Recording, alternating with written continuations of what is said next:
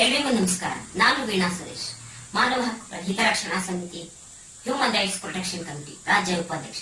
ಇವತ್ತಿನ ವಿಷಯ ಏನು ಅಂತಂದ್ರೆ, ಪೊಲೀಸ್ ಇಲಾಖೆಗೆ ಸಂಬಂಧಪಟ್ಟ ಕೆಲವಷ್ಟು ಮಾಹಿತಿ ಹಾಗೂ ತಿಳುವಳಿಕೆಗಳು, ಅದರಲ್ಲೂ ಮಹಿಳೆಯರಿಗೆ ಮತ್ತು ಮಕ್ಕಳಿಗೆ ಒಂದಿಷ್ಟು ಅನುಕೂಲವಾಗುವಂತ ಎರಡು ವಿಷಯಗಳು.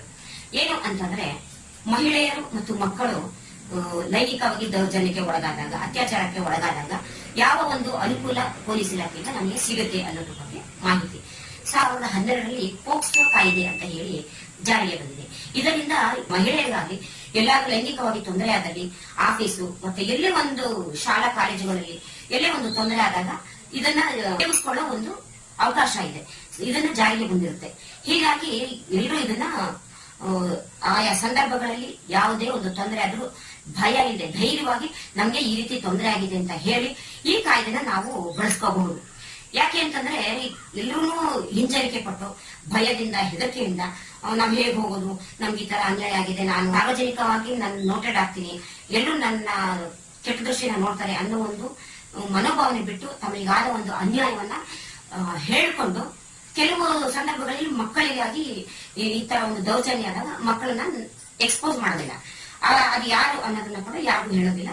ಮಕ್ಕಳಿಗೆ ನ್ಯಾಯ ಸಿಗುತ್ತೆ. ಹಾಗಾಗಿ ಧೈರ್ಯವಾಗಿ ಹೆಣ್ಮಕ್ಕಳಿಗೆ ಏನಾದ್ರು ತೊಂದರೆ ಆದಾಗ ಮುಂದೆ ಬಂದು ಈ ಕಾನೂನಿನ ಒಂದು ಉಪಯೋಗನ ನೀವು ಪಡ್ಕೋಬಹುದು. ಮಹಿಳೆಯರು ಅಷ್ಟೇ ಕೆಲವಷ್ಟು ವಿಷಯಗಳನ್ನ ಧೈರ್ಯವಾಗಿ ಮುನ್ನುಗ್ಗಿ, ನಮ್ಗೆ ಈ ತರ ಇದನ್ನ ಎಕ್ಸ್ಪೋಸ್ ಆಗೋಕೆ ಇಷ್ಟ ಇಲ್ಲ, ಹೇಳೋದಕ್ಕೆ ಇಷ್ಟ ಇಲ್ಲ ಪ್ರಪಂಚಕ್ಕೆ ಅಂತ ಹೇಳಿದಾಗ ನೀವು ಅದರದ್ದೇ ಆದ ರೀತಿಯಲ್ಲಿ ಹೋಗಿ ನಿಮ್ಮ ಒಂದು ಅನ್ಯಾಯನ ಏನಾಗಿರುತ್ತೆ ಅದನ್ನ ಹೇಳ್ಬಹುದು.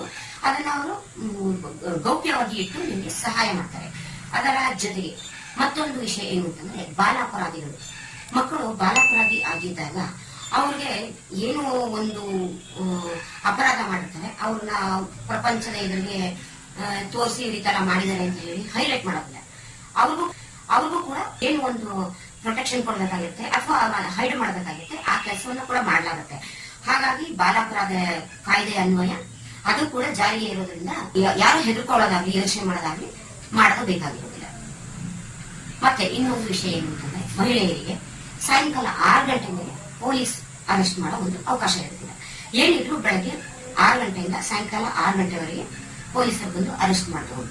ಅದು ಯಾಕೆ ಅಂತಂದ್ರೆ, ಒಂದು ರೂಲ್ ಇರುತ್ತೆ, ಹೆಣ್ಮಕ್ಳನ್ನ 6 ಗಂಟೆ ಮೇಲೆ ಅರೆಸ್ಟ್ ಮಾಡೋ ಹಾಗಿಲ್ಲ, ಸ್ಟೇಷನ್ ಅಲ್ಲಿ ಕರ್ಸೋ ಹಾಗಿಲ್ಲ, ಒಳಗಡೆ ಲಾಕಪ್ ಅಲ್ಲಿ ಇಟ್ಕೊಳ್ಳೋ ಹಾಗಿಲ್ಲ, ಅದೆಲ್ಲ ಕಾನೂನಿದೆ. ಹೀಗಾಗಿ ಇದು ಕೂಡ ತಿಳುವಳಿಕೆ ಹೆಣ್ಮಕ್ಳಿಗೆ ಇರಬೇಕಾಗುತ್ತೆ. ಮಹಿಳೆಯನ್ನ ಅರೆಸ್ಟ್ ಮಾಡುವಾಗ ಅವರ ಜೊತೆಯಲ್ಲಿ ಒಬ್ಬ ಲೇಡಿ ಕಾನ್ಸ್ಟೇಬಲ್ ಇರಬೇಕು ಅಥವಾ ಲೇಡಿ ಆಫೀಸರ್ ಇರಬೇಕು. ಇದು ಒಂದು ಕಾಯ್ದೆ ಕೂಡ ಆಗಿದೆ, ಮತ್ತೆ ಕಾನೂನು ಕೂಡ ಇದೆ. ಅದರ ಜೊತೆಗೆ ಮತ್ತೊಂದು, ಹಿರಿಯ ನಾಗರಿಕರಿಗೆ ಏನಾದರೂ ತೊಂದರೆ ಆದಲ್ಲಿ ಅವರು ಅದನ್ನ ಅಲ್ಲಿಗೆ ಹೋಗಿ ಸ್ಟೇಷನ್ಗೆ ಅವ್ರ ಸಮಸ್ಯೆನ ಹೇಳ್ಕೊಳಕ್ಕೆ ಆಗೋದಿಲ್ಲ ಅಂತ ಅನ್ಕೋಬಹುದು. ಆವಾಗ ಏನ್ ಮಾಡ್ಬೋದು ಅಂತಂದ್ರೆ, ನಾವು ಅಲ್ಲಿಗೆ ಹೋಗೋದ್ ಬೇಕಾಗಿಲ್ಲ, ಸೇವಾ ಸಿಂಧು ಪೋರ್ಟಲ್ ಅಂತ ಒಂದಿರುತ್ತೆ.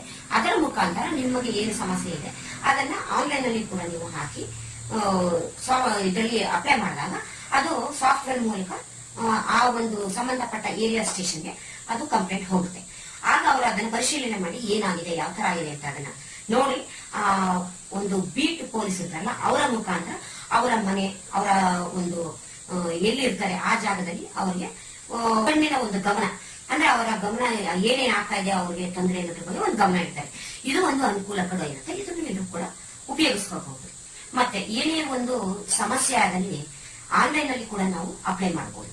ಒಂದು FIR ಕಂಪ್ಲೇಂಟ್ ಮಾಡೋದಾಗ್ಲಿ, ಈ FIR ನ ನಾವು ಕರೆಕ್ಟ್ ಆಗಿ ಏನ್ ಸ್ಟೇಜ್ ಅಲ್ಲಿ ಇದೆ ನಾವು ಕಂಪ್ಲೇಂಟ್ ಮಾಡ್ತೀವಿ, ಅದು ನಮ್ಗೆ ಏನು ಫೀಡ್ಬ್ಯಾಕ್ ಇದೆ ಅನ್ನೋದನ್ನ ನಮ್ಗೆ ಕೊಡದೇ ಇದ್ದಾಗ ನಾವು ನಮ್ಮ FIR ಕಾಪಿನಲ್ಲಿ ನಂಬರ್ ಕೊಡುತ್ತಾರೆ.